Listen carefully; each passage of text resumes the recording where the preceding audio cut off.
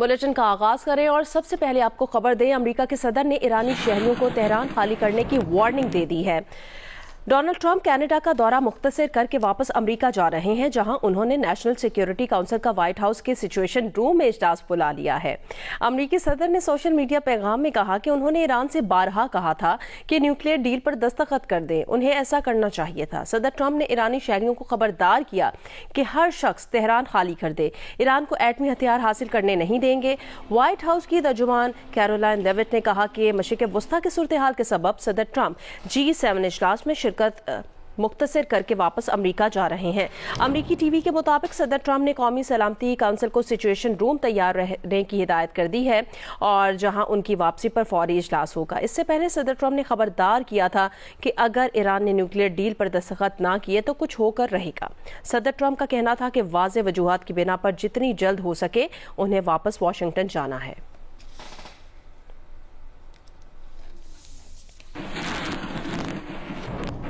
Israel ने Iran पर ताज़ा हमला किया है, जिसके बाद दारुल हुकूमत तेहरान में कई धमाकों की आवाज़ें भी सुनी गई हैं और ईरान का एयर डिफेंस निज़ाम फ़ाल हो गया है। इसराइली मीडिया के मुताबिक धमाके तेहरान की मशरिक और जनूब मशरिकी इलाकों में सुने गए हैं। बाज़ रिपोर्ट्स के मुताबिक जनूब मगरबी खोजिस्तान सूबे के शहर अहवाज में भी कई धमाके सुने गए हैं। खबर एजेंसी के मुताबिक वस्ती ईरान के नेतन्ज जौहरी साइट पर एयर डिफेंस को फ़ाल कर दिया गया है।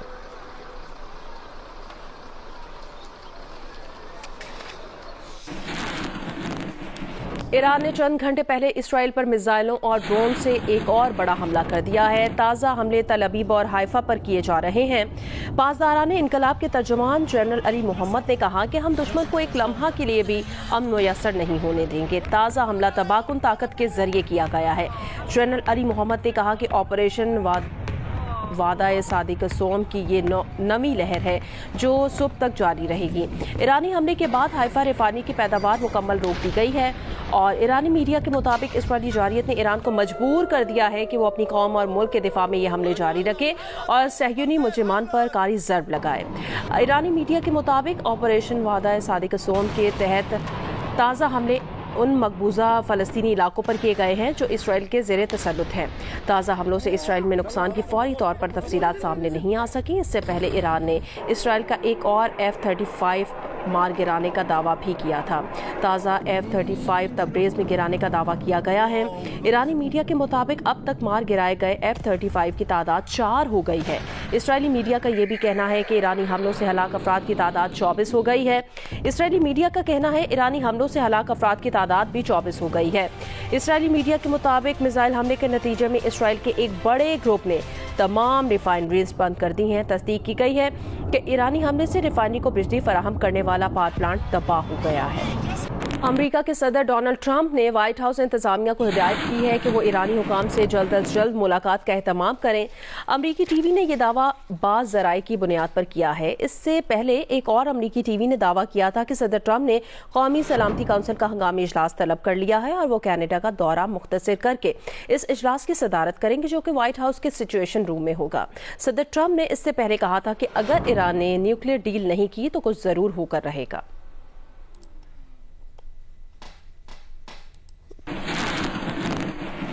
व्हाइट हाउस ओहदेदार का कहना है कि ये सच नहीं है कि अमेरिका ईरान पर हमला कर रहा है।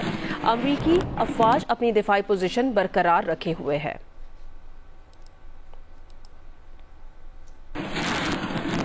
फ्रांसीसी सदर इमैनुअल मैक्रों ने कहा कि ट्रंप ने G7 रहनुमाओं को बताया ईरान इसराइल सीज फायर के लिए बातचीत हुई है, सीज फायर तय पा गई है। 9 यूरोपीय शराकतदार ईरान जौहरी मुज़ाकरात में हिस्सा लेने को तैयार हैं। मैक्रों ने कहा कि अमरीकियों ने ईरानियों से मुलाकात की पेशकश की है, देखेंगे क्या होता है।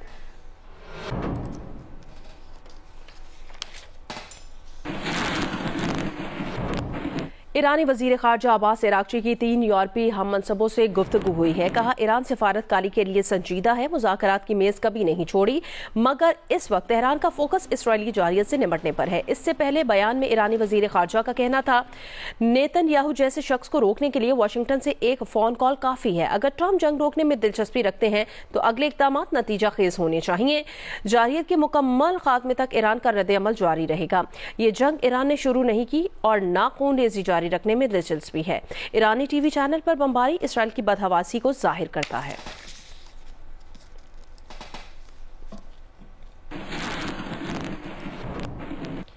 پاکستان سمیت 21 مسلم ممالک کے وزرائے خارجہ کا مشترکہ اعلامیہ جاری کر دیا گیا ہے، جس میں اسرائیل کی ایران پر حالیہ جارحیت کی سخت مذمت کی گئی ہے۔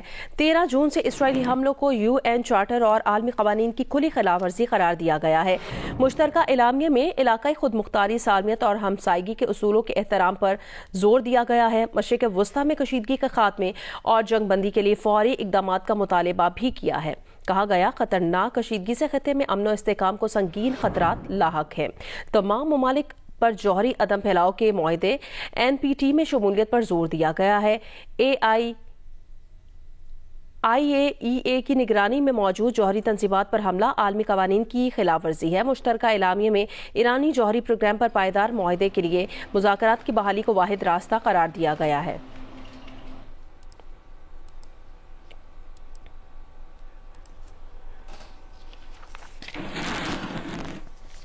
بین الاقوامی ایٹمی توانائی ایجنسی کے بورڈ آف گورنرز میں شامل 11 ممالک نے ایران پر اسرائیلی جارحیت کی مذمت کی ہے۔ مذمت کرنے والے ممالک میں پاکستان، روس، چین، عراق، Belarus, Cuba, Indonesia, Nicaragua, Venezuela, ایران شامل ہیں۔ مشترکہ اعلامیہ میں 11 ممالک نے IAEA کے زیر نگرانی اور ایران کی ایٹمی تنصیبات پر اسرائیلی حملوں کو اقوام متحدہ کے چارٹر، بین الاقوامی قانون اور IAEA کے ضوابط کی خلاف ورزی ٹھہرایا۔ اسرائیلی فوج نے ایران کے سرکاری ٹی وی چینل پر بھی میزائل داغ دیا۔ براہ راست نشریات کے دوران ٹی وی چینل کی خاتون اینکر سحر امامی سیٹ چھوڑ کر اٹھ گئی۔ ایرانی میڈیا کے مطابق 5 منٹ کے بعد خاتون اینکر سحر امامی نے دوبارہ سکرین پر آ کر نشریات شروع کر دیں۔ سحر امامی 2 بچوں کی ماں ہیں۔ حملے کے بعد ایرانی ٹی وی چینل نے عبرانی زبان میں اسرائیلی ٹی وی چینلز کے لیے وارننگ جاری کر دی۔ لکھا کہ اسرائیلی ٹی وی چینلز خالی کر دیے جائیں۔ اسرائیلی وزارت دفاع نے ایرانی ٹی وی پر حملے کی ذمہ داری قبول کر لی ہے۔ سوشل میڈیا پر بیان میں وزارت دفاع نے کہا کہ اسرائیلی فوج نے ایرانی حکومت کے پروپیگنڈا کے مرکز کو نشانہ بنایا ہے۔ ایران نے اسرائیل پر سائبر حملہ بھی کر دیا۔ اسرائیلی T V channel live programme کے دوران مبینہ طور پر ہیک کر لیا گیا۔ اینکر حیران رہ گئے۔ ایران کے سائبر حملوں میں اسرائیلی شہریوں کے موبائل فونز بھی نشانہ بنے۔ اسرائیلی شہریوں کو پناہ گاہوں میں جانے اور ایندھن ذخیرہ کرنے کے پیغامات موصول ہوئے۔ اسرائیلی حکام نے کہا کہ یہ ایران کا سائبر حملہ ہے، عوام اس پر توجہ نہ دیں۔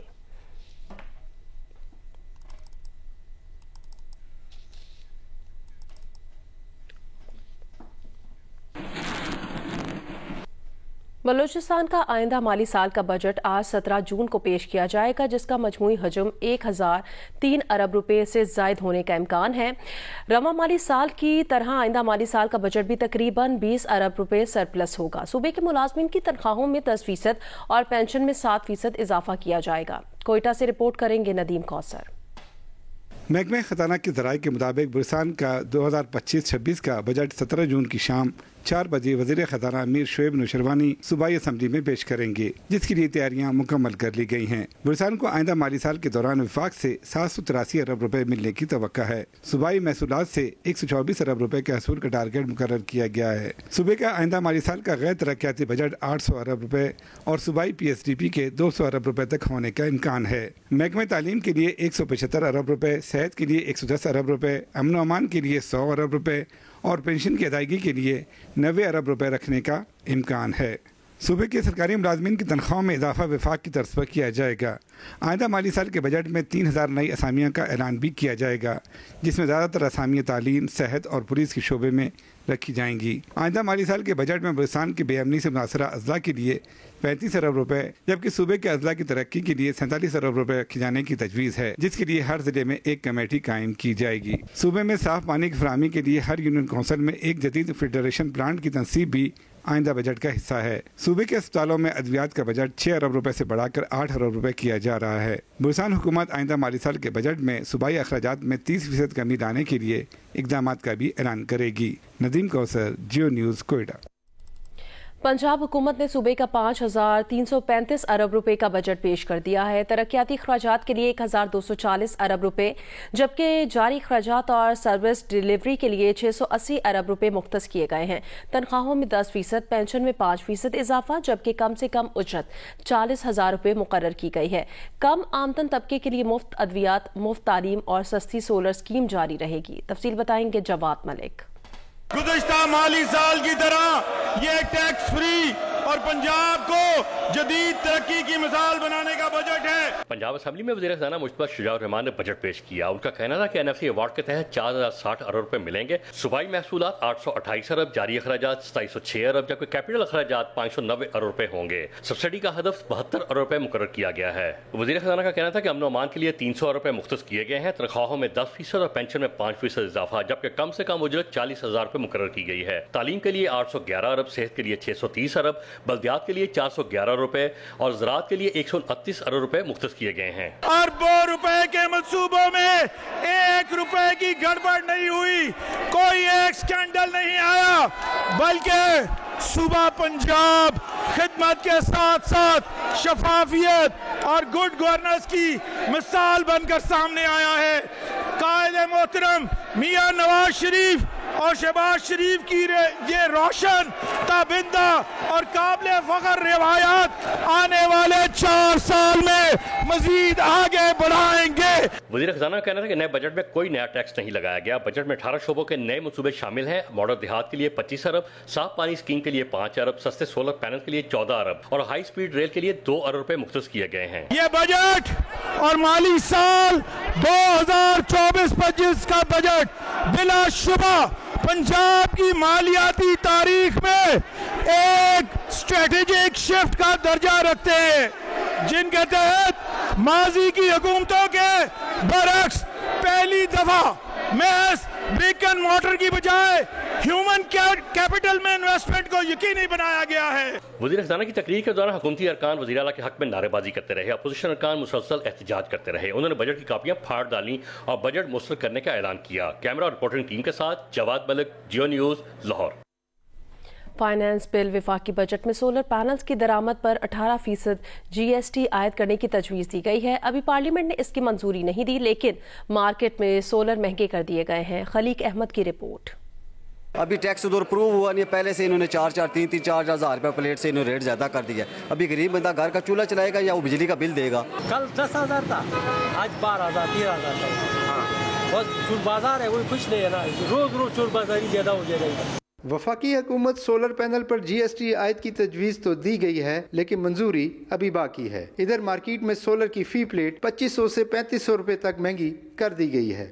ریٹ تو انہوں نے بڑھا دی، ظاہری سی بات ہے، ابھی بہت ہی چل رہی تھی، لیکن ابھی ریٹ پتہ کیے ہیں، پہلے 17,500 تھا، ابھی 21,300 ہو گیا۔ پرانے مال پڑے ہوئے پرانے ریٹ میں بیچنا چاہیے ان کو جو اصول بنتا ہے، لیکن زیادتی کی انتہا ہر چیز جو ہے انہوں نے وہ اپنی مرضی سے دام رکھے ہوئے ہیں پوری مارکیٹ میں۔ جو ابھی تو منظوری نہیں ہوئی، لیکن انہوں نے ریٹ بڑھا دیے۔ کل 5,400 کا تھا، 200 واٹ کا، آج آیا 7,000 کا۔ دکاندار الگ سے پریشان ہیں، کہتے ہیں انہیں کاروبار میں مندی کا سامنا ہے۔